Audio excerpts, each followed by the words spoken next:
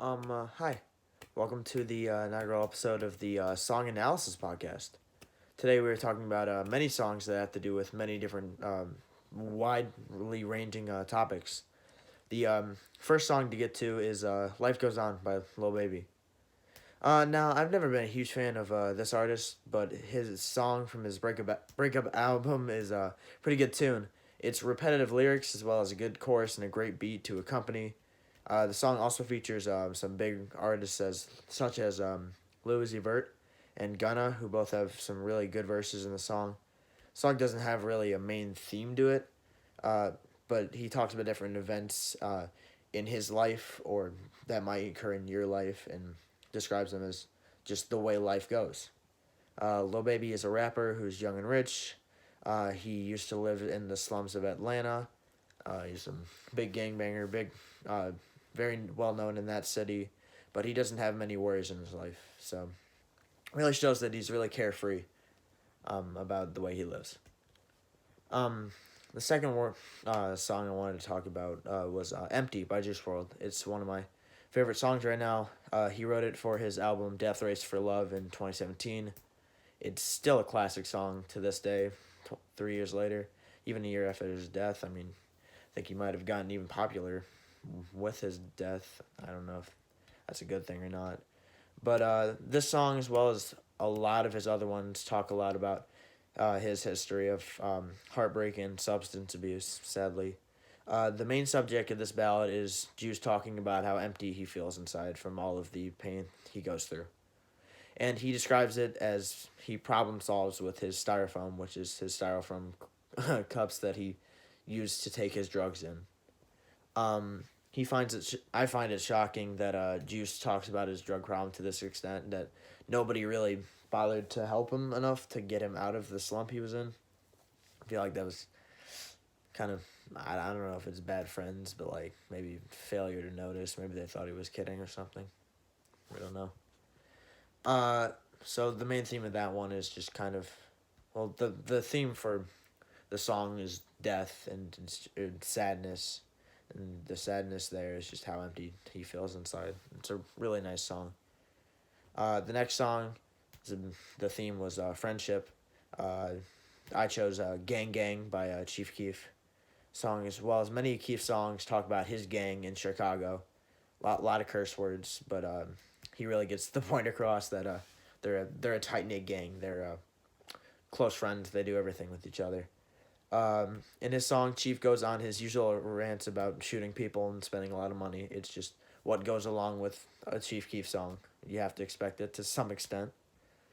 He throws some clever lines in there. That he's known for his clever lines, such as "cheese on my fingers. I ain't talking dairy though," which is cheese is a popular slang term for money. He also talks a lot about how he loves his gang and their loyalty and friendship.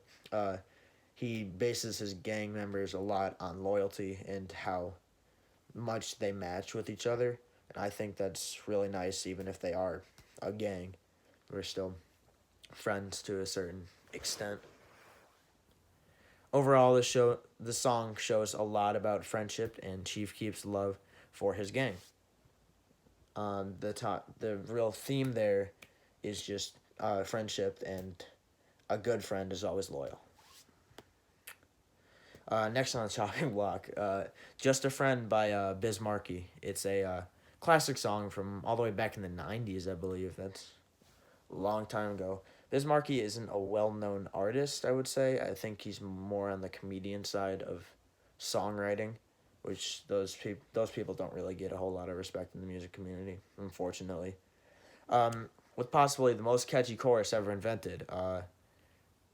"Just a Friend" is a classic still to this day. I still listen to the song. Honestly, it's a fun listen.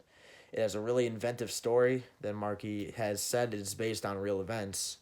The song is a really relaxed listen. It's fun. It doesn't get you hyper or anything. It's just really nice to just lay back and sing the words to. There's a really nice piano beat in the background that really soothes you as you listen to this artist talk about his former relationship with a girl he met on tour. He has a relationship with this girl and he really likes her, only to go to her college dorm and find out that the guy she kept insisting was just a friend is actually the guy she's cheating on him with. It's a really sad story. Uh, Based on actual events too. It's really too bad. So Biz advises us at the end of the song, don't ever talk to a girl who says she just has a friend. The next song to analyze comes from a more alternative rapper known as Tyler, the Creator. He does more alternate rap. He kind of raps off beat. He's a little bit more in the pop category. His album, Igor, in 2019 won the Best Rap Album Grammy, which I thought was pretty nice. It was a really nice album, but it was off the core from like regular rap. It wasn't like hard rap. It didn't have hard beats. It was more a soft side, as the term or as the album title Flower Boy implies. It's showing more of his soft side.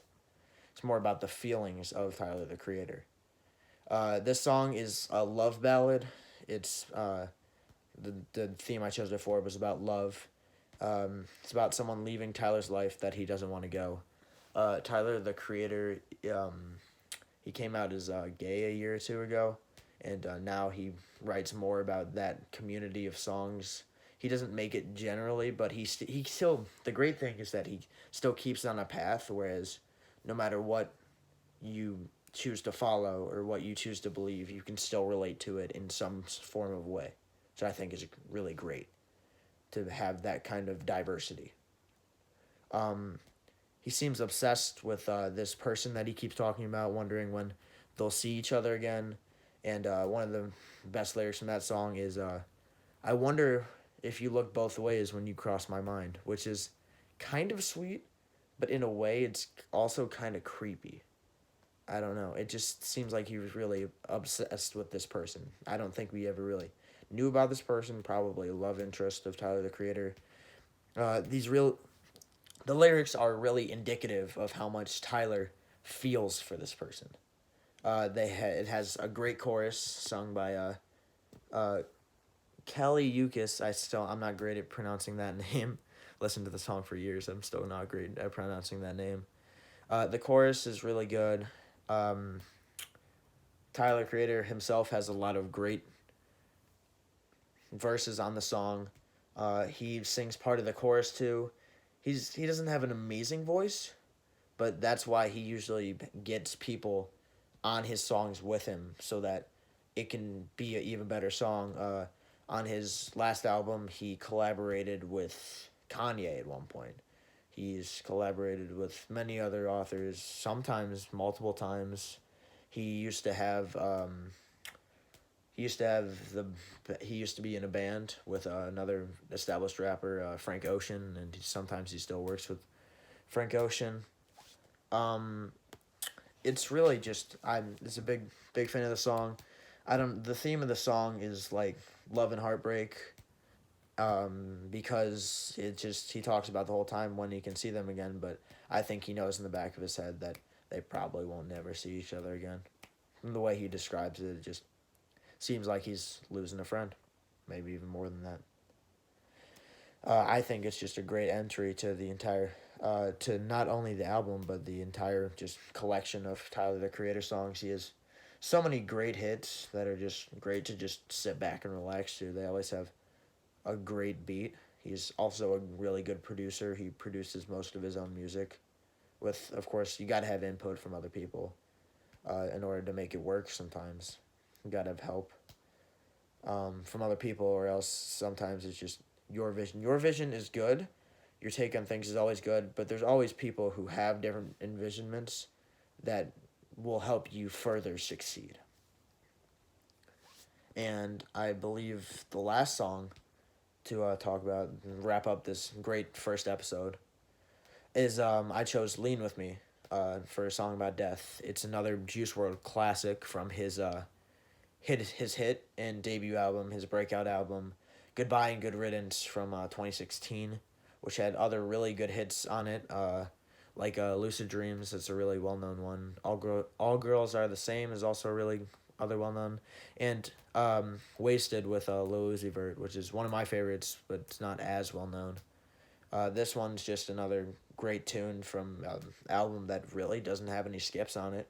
It's honestly one of the best albums I've listened to from the rap genre.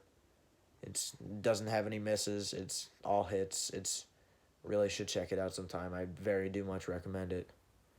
Um, but this song was good. It's really good. I would say that out of all of the aforementioned songs, it's one of the it's kind of in the middle tier of the album, but all of the songs are good, so it's not like it really matters.